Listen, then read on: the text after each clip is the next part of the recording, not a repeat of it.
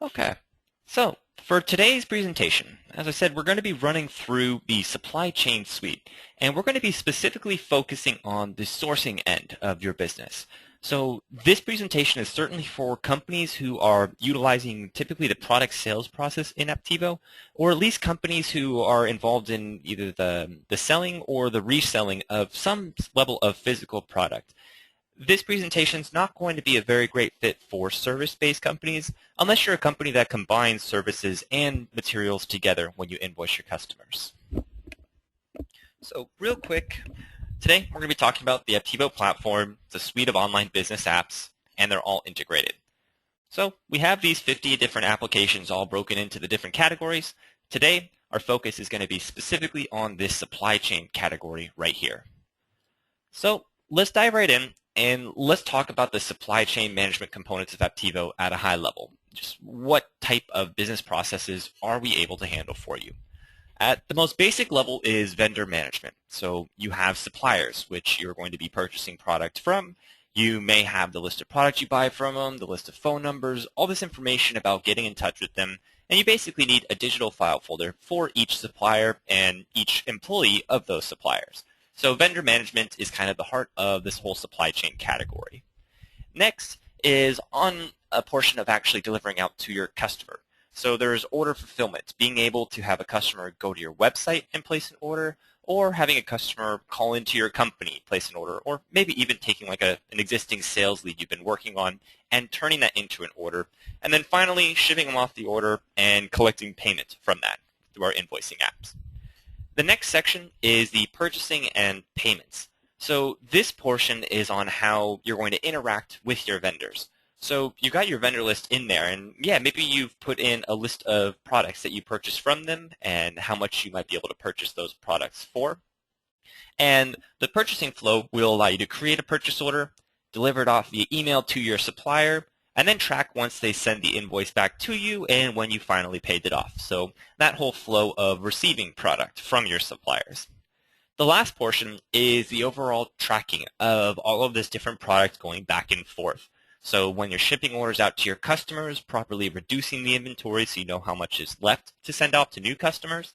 And then also when you go ahead and purchase new product, being able to indicate that you've received that product into inventory and that it's now available for purchase. So these are the four primary components. We're going to cover them all today, and our focus is actually going to be a little bit less on this portion, the fulfillment, and we're going to focus more on the purchasing flow.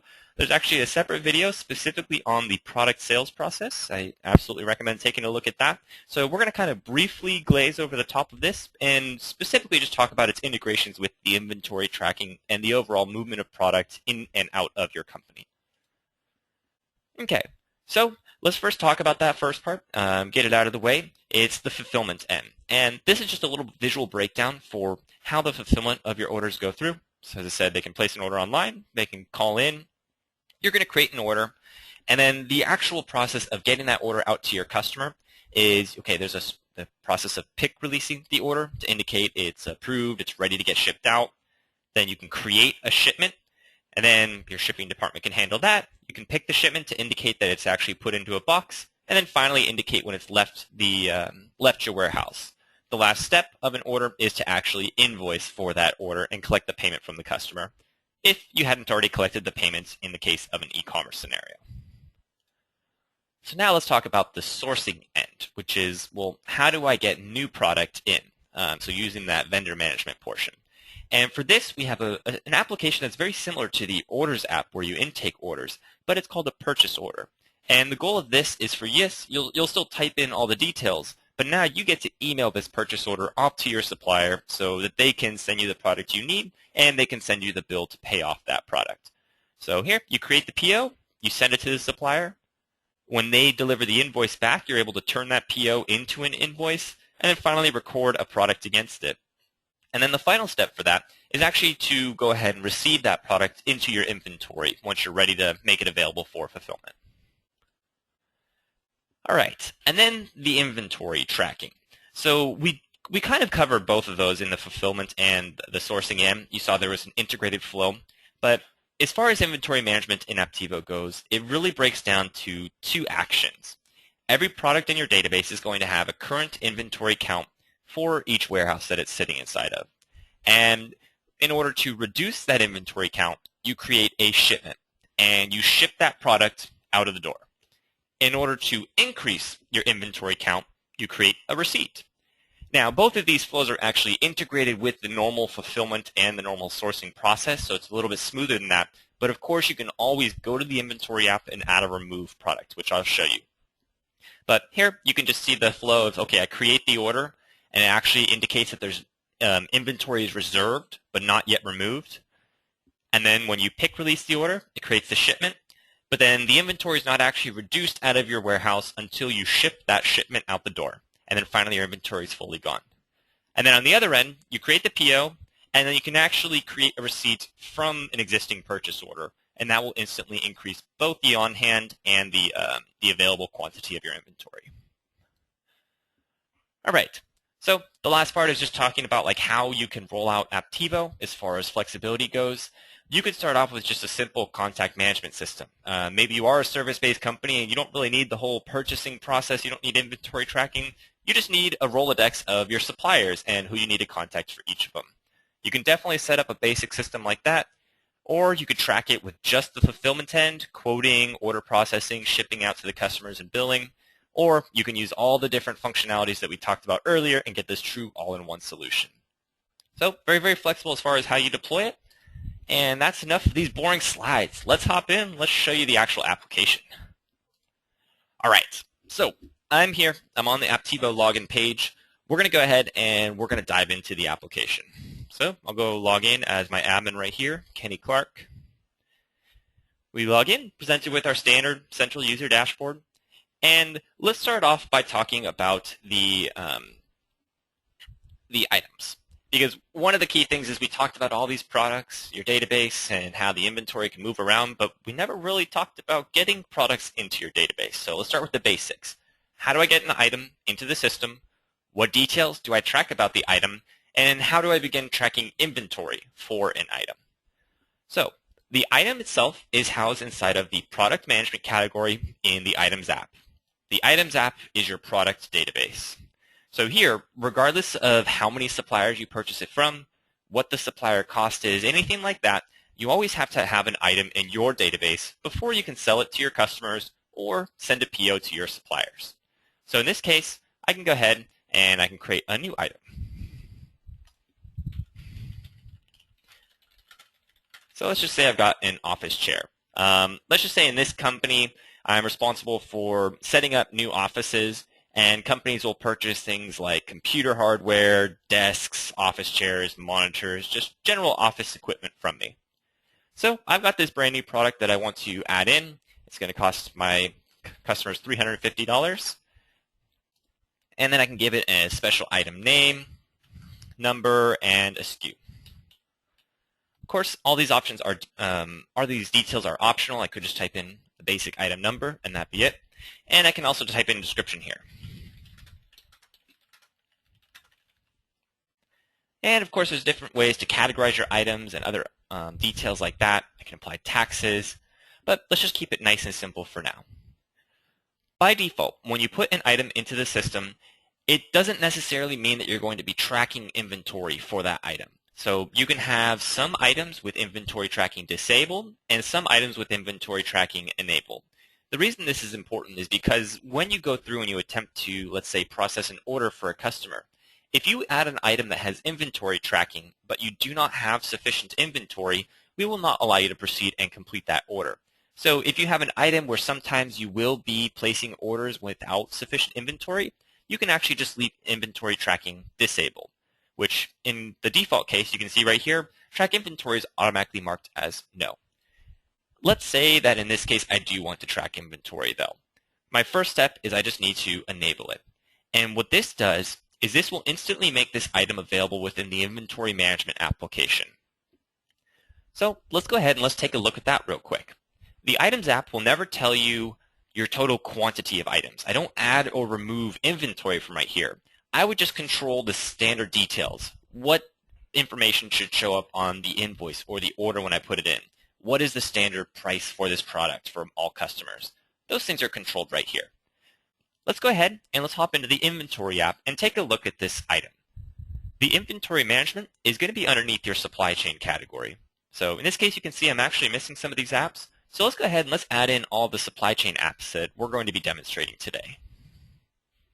I'm going to hop over to the App Store, go to Supply Chain, and we'll go ahead and toss on the inventory, the shipping, and the receiving application. Because we're going to make use of all these, and we also want to make sure that we've got all of our financial apps. Okay, perfect. Okay, so I've updated my navigation, and now we'll hop into that inventory app. So this inventory app, it'll show us a breakdown of each SKU that we have inside of the database and how much inventory we have for that. So here, I can go ahead, I can browse all the way through, and let's see.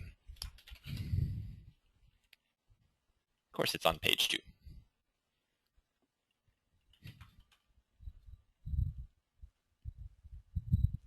And somewhere in here, we will be able to see that chair.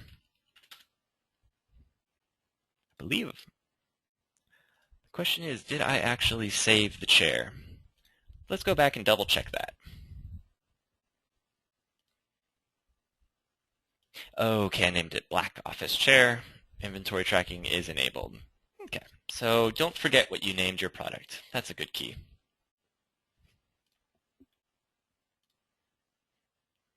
Okay, perfect. So here we see our black office chair is sitting in our inventory, but we currently have none of it available.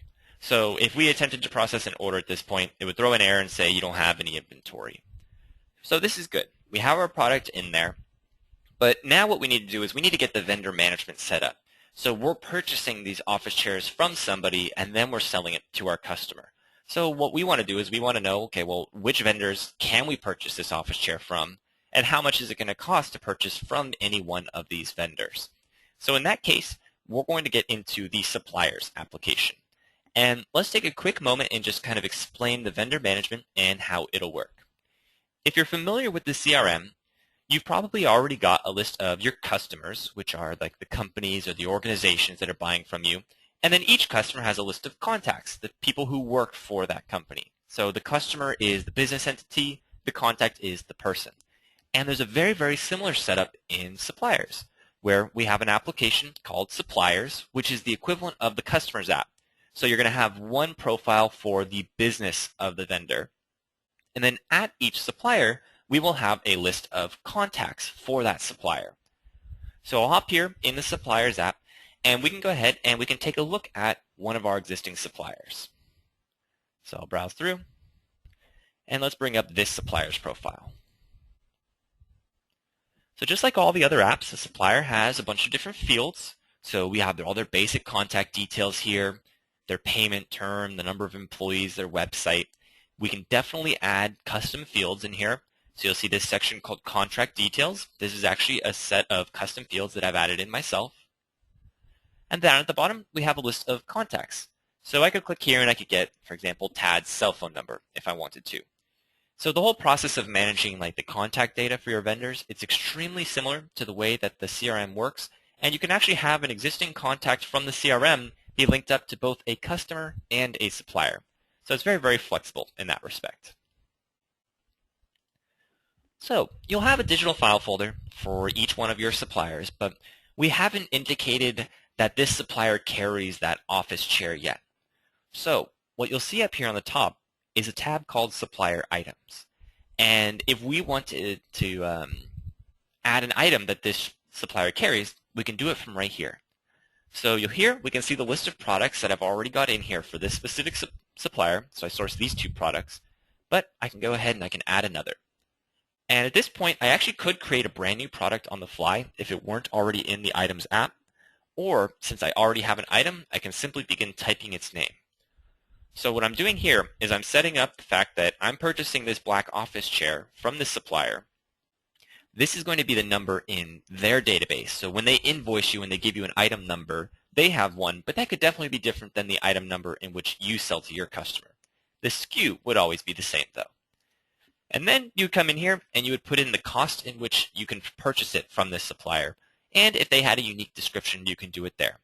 There is also some capabilities to group products by the original manufacturer rather than the person you're purchasing from. So in this case, I'll go ahead and I'll input that black office chair right there. If I had an agreement about how much I'm going to be purchasing for or anything like that, I do have the ability to upload an agreement right here.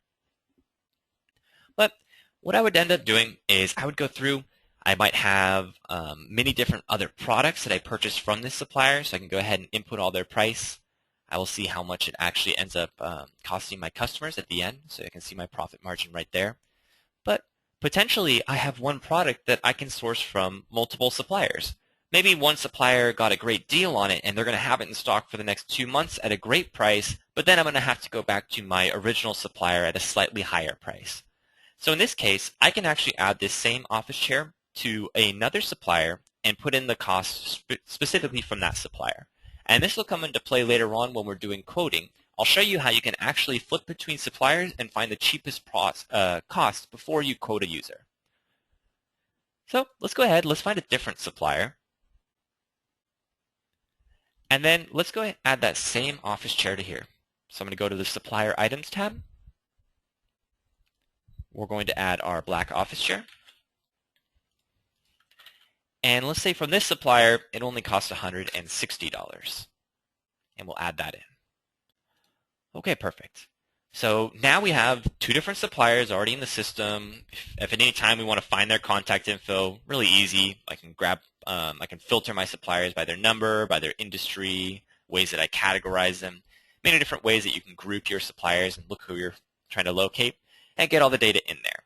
This is all kind of upfront admin work. Whenever you add a new product to your line or whenever you adopt a new supplier, you'll go in here and you'll add all the products you're sourcing from them, you'll put in the proper prices, and make sure all of your data is put together correctly. But this is kind of segmented from the actual flow of when you're ready to go put in a customer's order or when you're ready to put in a purchase order. So this is all really just the setup work. There's one last piece of setup work, which is we just added a product to our database. And currently there is no inventory for it at all. So, I mean, we need to get inventory in there before we're going to be able to sell anything. So this is the perfect segue into the purchasing flow. I have a black office chair product. I currently have no inventory, but I want to sell this. So I need to send a PO out, and I want to get 500 black office chairs. So what I can do is I can go to an app under supply chain called Purchase Orders. And this would be the case where I already know who I want to send out the PO for. I'm not going off any warning. Like, this will just be the initial fulfillment of my inventory. The Purchase Orders app will work pretty similar to any other what we call line item apps, which invoices, estimates, orders, and purchase orders, they're all very similar to each other. And same with supplier invoices when we get there in just a moment. So yes, I can browse by like my own purchase orders versus my colleagues, or sort purchase orders by their status. But in this case, I'm going to go ahead and I'm going to create a new purchase order. Now, the first thing you're going to end up doing is selecting the supplier that you're going to purchase from. So in this case, that Glycex Corp, they had the cheaper chair. So we'll go ahead and purchase from them. We can select the contact at that supplier. You see it's all wired in right here. So this is just, it'll automatically display the list of contacts you have at that supplier. And it would pre-populate any information that you have from that contact right here into the purchase order. Okay, here some custom fields, and also there's some address details that would pop in if you had them on that supplier record. But down here is the important part of what are we buying from this supplier right now. So we can browse through and grab everything, or we can just go ahead and say, well, we want that black office chair. I do have the ability to do multiple line items, so I could source multiple products here if I want to. So I'll go ahead and I'll add one second one there. But the main reason is, let's just say that we want to buy 50 of these office chairs. We got the unit price is automatically brought over from the supplier ahead of time. If we were going to be purchasing for a price unique to just this deal, you have the capability to modify it just for this one purchase order right here. This would not change the supplier item price you have by default. But let's go ahead and leave that as default. And we see the total down there, and we'd be all set to send it. So we can actually email this purchase order directly to our supplier. There's a built-in flow where I just get to hit send. You'll see it'll populate with this supplier's email. We can actually change the email message templates available here if you don't like the standard text we show. And what you see is we automatically attach a PDF file directly to this purchase order.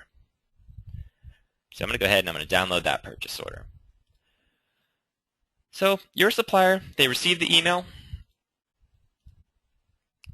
They're going to be able to open up this attachment, and they're going to be able to see exactly what you want. It'll have your logo on there, any of the details you have, in addition to like the item number in their database, everything they need to know in order to fulfill this purchase order to you. And also, you'll see that now the PO, we can move it on to the next stage of sent. So we've got all these different POs that are just kind of sitting there and brand new. But each one of these you can manually control the status of. So I can move it along into the next stage. This one's been sent off. And now you might have to wait a little while. Your supplier might take 1 hour, 1 day, or 1 week to process this purchase order and get back to you. So 2 different ways it might happen. One is you might just see the product end up on your doorstep in a week, depending on your payment agreement with them, or maybe they send you back an invoice right away. But either way, you're going to have to pay for this product. So let's say that they first send you an invoice before they're going to ship you the product. So in that case, once you receive the invoice for a PO, you're actually going to come back to the purchase orders application.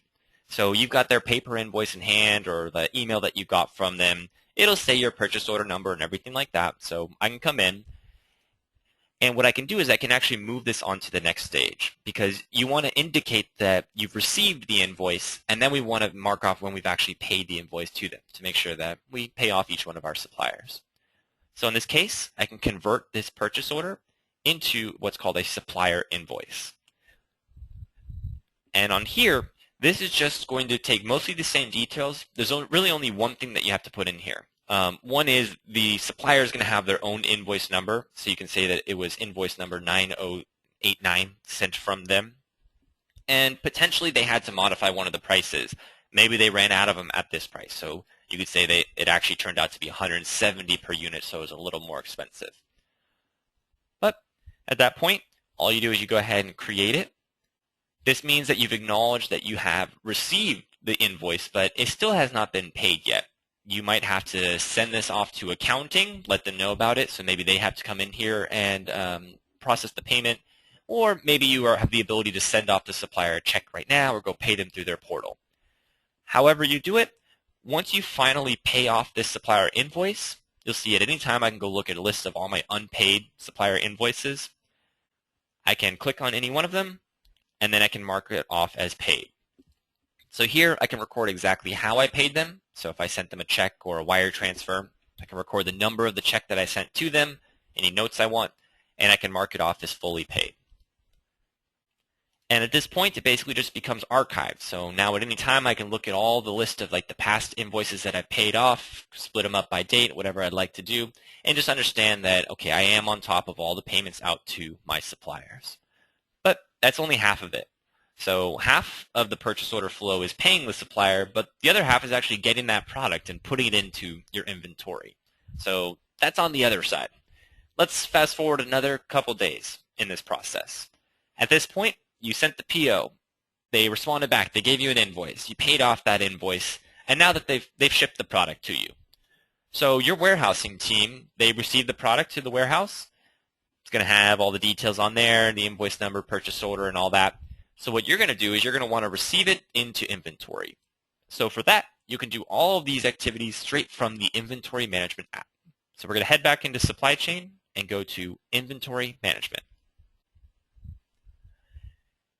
Here, what we're going to do is we're going to create a transaction.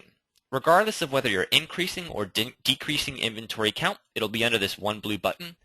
And you'll see right here we have the options. So if I create a receipt, that means I want to increase inventory count. If I want to reduce inventory count, I will click Create Shipment. So in this case, I can hit Receipt. And of course, you can just manually type in details. So if I wanted to type in, I got a black office chair and I just received 20 of them, I can just type it in there. But we already have a purchase order in the system. So we would actually just be able to search our POs and use the PO that we had originally sent to them. So there we go. Purchase order 31, and then you'll see it'll tell you exactly what you had on that purchase order to begin with, so you don't have to retype anything. The only thing you should have to do is select which warehouse it's going to go to. By default, companies only have one warehouse set up, but be aware we do have the ability to manage inventory at multiple different warehouses. So you just review your receipt. Everything looks nice and straightforward. We're just going to put this product right into our inventory. As soon as I create that, the effect is instant. So now if I head back to our inventory and we look at that black office chair, bingo. We now are officially ready to process orders. We have 50 inventory available, and this will be instantly ready for our orders to start getting placed. Okay, perfect. So we've just covered the sourcing end of Apptivo, and that was the primary focus for today. What I'm going to be showing you next is I am going to go ahead and I'm going to run through the fulfillment flow very quickly. I'd like to just show you the reduction of the inventory count and the exact stages in which that occurs. And then we're going to leave off with talking about something called a kitting work order, which is a little bit unique but is tightly integrated with this whole purchasing flow. So this black office chair, we have 50 inventory. Now let's flip the state of mind. Let's get into the mind of a salesperson. You're logging in the day. Maybe you're working on a sales opportunity. So let's go to the Opportunities app.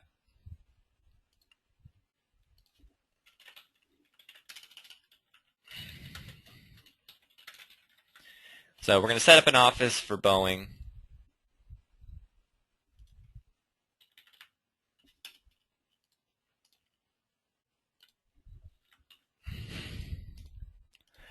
Create this basic opportunity here. And one cool thing is those items that we created earlier, they are integrated with the sales flow. So I'm just kind of getting this opportunity set up. Usually this will already be in place, but let's just say they want a bunch of chairs. Whoops. So they're interested in getting 20 chairs along with a few other things.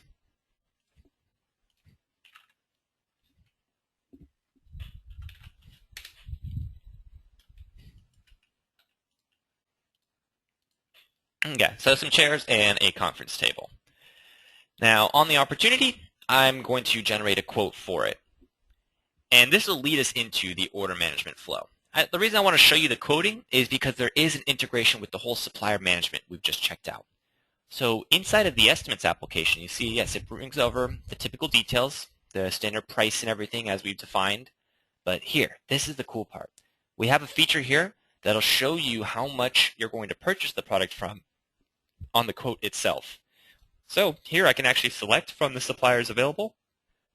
You see it was these two suppliers that I had set up, and I can actually flip between. So I see from Glysex I purchased at $160, but from Serverco Extreme it costs $175. So obviously I would prefer to purchase from Glysex. So that way I can tell exactly how much I'm going to pay. I'm going to make a nice healthy profit on this line item. And same thing for down here. I can pick which supplier, probably going to want to do the same supplier, and it's all linked up. So in my quote, I'm all set up. I can see the cost to the customer is going to be $7,500, and the cost to me is going to be $3,500. So I'm going to email this quote off to the customer. And if you notice, this looks very, very similar to that purchase order that we just emailed off to your supplier. It actually uses a lot of the same technology. So all of the PDF editing capabilities and everything like that that you have available in one of these apps, well, you're going to be able to make those changes and set up custom templates and put your own logo in all of these different line item applications. And one other thing to take note of here is the supplier information and the cost is definitely not shown to your customer. Your customer only sees the prices that you're charging to them. All of that supplier information is strictly internal, shown to you inside of the Apptivo interface. So let's say that they've approved this estimate, and now you need to move this on to the next stage. In this case, we're going to create a sales order. We're going to run through that fulfillment flow. So quick recap on what we're going to execute here is we're going to generate an order, we're going to pick release it, create a shipment, and we're just going to make sure and watch the inventory each stage of the way. All right, so I'm on this estimate. I'm going to go ahead, create or convert to an order. And this is the application that has integration with the inventory tracking. So on here, all my data is automatically pulled over straight from the CRM. I don't really have to pick anything. Same details. In the order, you don't have any sort of sourcing information. It's only going to show the retail prices off to the customer. And yeah, I can indicate like when they're going to pay. So I'll give them a net 30 credit on this. Now, immediately upon hitting create order, we are going to reserve this inventory. Both of these products have inventory tracking enabled. So when I hit create, we're going to see our available quantity for Black Office Chair. It's currently at 50. As soon as I create, we're now only going to have 30 available to transact in the future. And I'll show you the effect of that.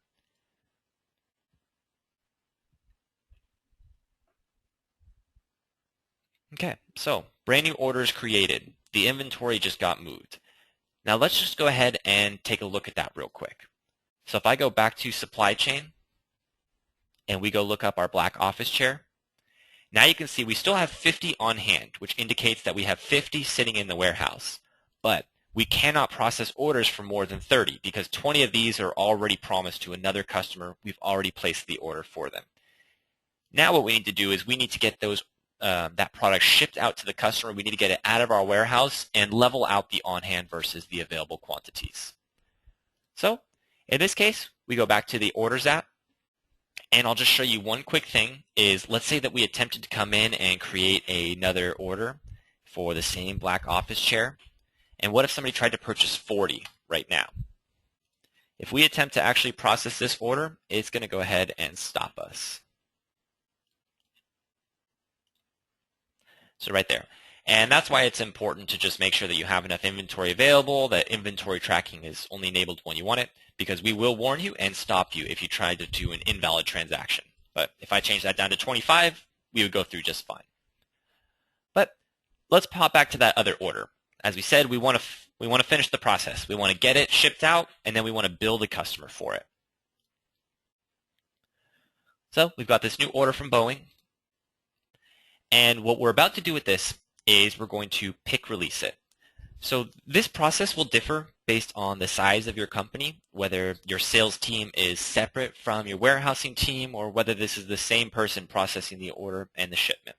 So it's very common where your sales team has access to the orders application and then they pick release it to indicate that it's ready to hand off to the shipping department. So when I press this pick release button, it's actually going to create a new record called a shipment, and it's going to create it inside of the shipping app.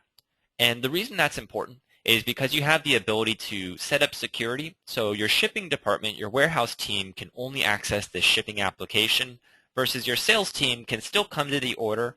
And you'll see down here you have a complete summary of this order, including when it was pick released, and it'll also update as the shipment goes through and when it was shipped, when it was brought off the shelves. All this information will come back onto the order itself. So here we can see that the order is actually linked up to this shipment.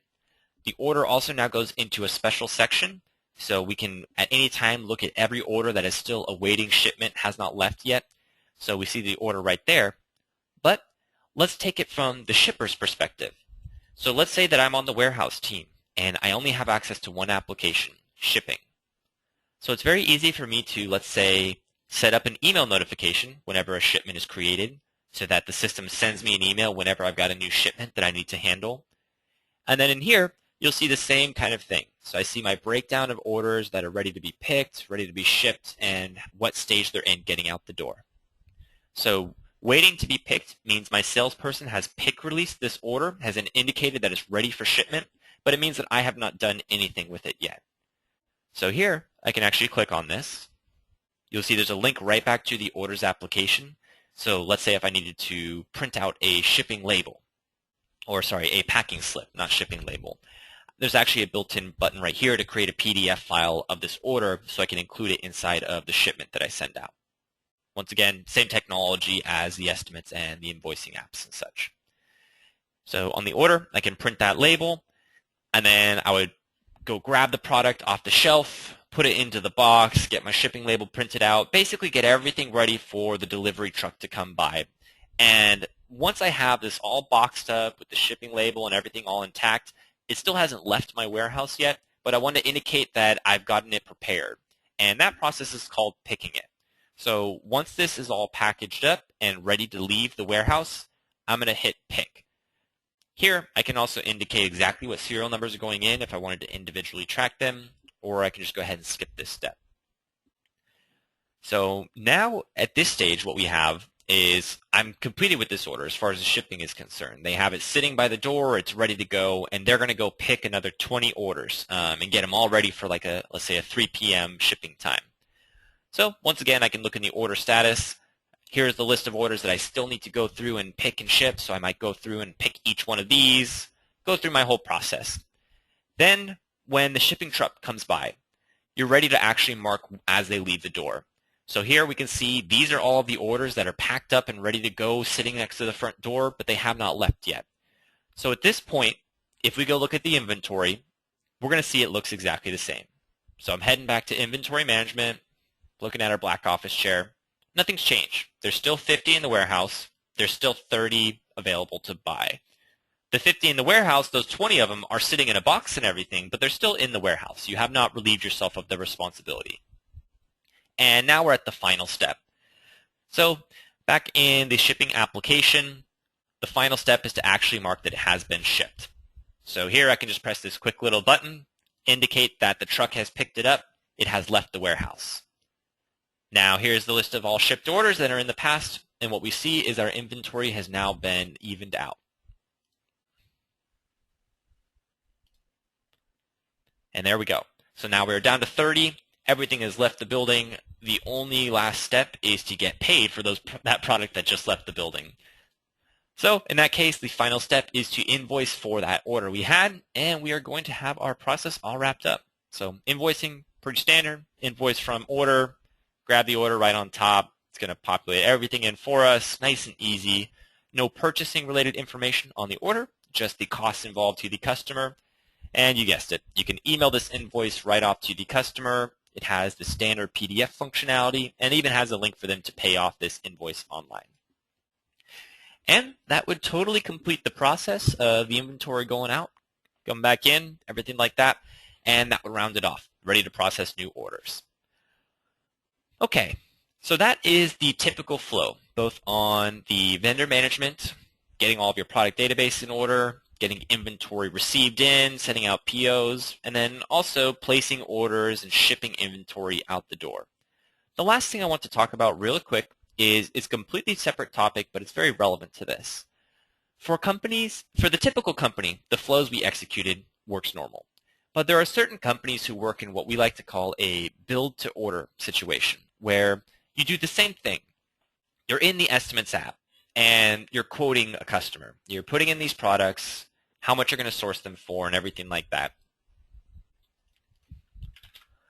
So we'll go ahead and we'll do another one. And I'll just quickly demonstrate this to you. So I do the same thing. I select how many they want. So they want 10 of these chairs. I'm going to buy them from Serverco Extreme. And then maybe for some reason I want to purchase some from the other company. So I can purchase some from Glycex as well. Source 10 and 10 from both. And I create this estimate. Now let's say that every product on this estimate I know that I immediately need to go file a PO for. So if I don't carry any inventory, I'm just simply either drop shipping or I am going to buy a couple products and then build the product I'm selling together. So a lot of the time you'll purchase a few components and then you'll package them together and sell to your client. In those sorts of scenarios, we have what's called the Kit Work Order app. So it basically removes the inventory tracking capabilities, but it smoothly connects the purchasing to the order flow. So what this does is a kit work order is the same as an order, but the difference is we're going to automatically generate purchase orders from you. So it's making the assumption that you need to immediately purchase every product that was on that estimate to begin with. So see here when I come to the kit work order, it brings over the same products, it brings over the supplier details, and immediately upon creating it, we're going to have automatically generated purchase orders. So this is specifically around, it's heavily focused on the costs of sourcing the product and shipping it out, and we can track the flow of each individual purchase order on its own straight from this one kit work order. So what this does is, yeah, you're still going to execute the same flows of sending the PO off to the supplier, recording the payment, and everything like that, but it'll just be a little bit more smoothly connected for you. There's actually a different webinar that you can go ahead and attend for the kit work orders later on. Just wanted to make that information relevant here. Okay, so that's the end of the presentation. At the very end, we'll just kind of step into any questions that we have. All right, so I see there's one question we've got here, which is how are client-specific discounts handled or recorded? Like an account gets $105 off everything, or they get special discounts on specific items. Okay, so this is definitely not really related to the purchasing flow. This is on the fulfillment end of the order management, and there's a couple ways that you can do this. One is if you just want to apply a generic like 10% discount or something like that. There's no way to say that a customer just gets 10% off of everything blindly. But you saw when we were creating an estimate, there's two ways for me just to modify things on the fly. So if I'm in an estimate or an invoice or a sales order, they allow you to modify the prices. So I'm in here. I can edit this estimate. And one is if they get a special price, it's just for this one estimate, I change it right here. This is not the scenario where, okay, this customer gets a 10% discount on everything. This is just for this one scenario. They're only going to pay $300 for that. Otherwise, if they just get a 10% discount on everything, this can't be pre-populated in any way. You will have to type this in each time, but it's also pretty simple just to type in 10% discount right here. Both of these, though, you do have to put in every time. There's no way for me to program these rules into the system. We do have one alternative method which allows me to program in special prices for each customer, but there's a little more effort involved in getting this set up. So let me go ahead and show you this. It's the feature called price lists, and it's related to the item itself. So let me, at a quick level, at a high level, the way a price list works is every item has the standard price. The $350 we typed in for that black office chair, that was the standard price. But you can additionally define different prices for each product. The most common implementation of this would be having a retail price and a wholesale price for the same product. So I might have black office chair standard price is $350, which is retail. Wholesale price is $180. And in addition to that price, basically you set up the price, you have to indicate that a customer has access to a certain price list. So based on the categorization of that customer, they will get to receive a certain price for each product you put on there. So let's talk about those two scenarios. First thing you need to do is have a price list created. That's underneath the marketing category. It's called the pricing app. So I'm going to have to go and add that from my system. And inside of the pricing app, I can create my price lists. So here you see I've already actually got some set up. So if I look at my price lists, I have standard, wholesale, and you could even have a price list unique for one specific customer if you want. Let's utilize the wholesale price list. From here, I can see a list of every product that's on this price, but let me just go show you something real quick I can add a special price this way. So I can search my product database and say, okay, it's $180 wholesale. But what you'll see is I could also do that when looking at the product. So if I'm in my items app and I go look up the black office chair, I am going to be able to look at the e-commerce tab, and you'll see each price list right here. So there I can see the two different prices and what they belong to. And of course I could add another price right here. So if I had a special price for my Maxilon customer, I could add that in. So here I've got one product, but multiple prices. But I haven't indicated why a customer would receive one price or another. Basically, if a customer doesn't have access to a special price list, they will always take the standard price. So now let's talk about how to give a customer access to, say, the wholesale price for this product. That's going to be driven through the customer's application. So inside of here, it's based on the customer category field. So I'm going into the settings of the customer's application, and I'm going to look at categories. And here we can see each of these categories actually has a column for price list. So I could say that maybe all of my corporate offices will receive my wholesale costs. So I link up that category to the wholesale price list. And I could actually give multiple different clients access to the wholesale price list. So anybody categorized as a large client or a corporate office should get wholesale pricing. And then I just need to indicate what a client is. So here, I already have Maxilon categorized as a large client, which means Maxilon is able to receive wholesale pricing. And that's it. Once you have it set up, this is totally automatic. So if I go in and we place a new order for Maxilon, as soon as I type in that product name, we're going to see the proper price shows up, and you don't really even have to think about it. I type in the customer name, I type in black office chair, and you'll see the special wholesale price came through rather than the standard retail price of $350. So those are the few different ways that you can customize a price for a specific customer. Okay, so I'm not sure if I see any final questions. If there are, I'll certainly hang around for a little bit, but that's going to go ahead and end it for this presentation. Definitely thank you everybody for attending. Hope you found it useful. And then afterwards, we're going to go ahead and upload this video onto YouTube.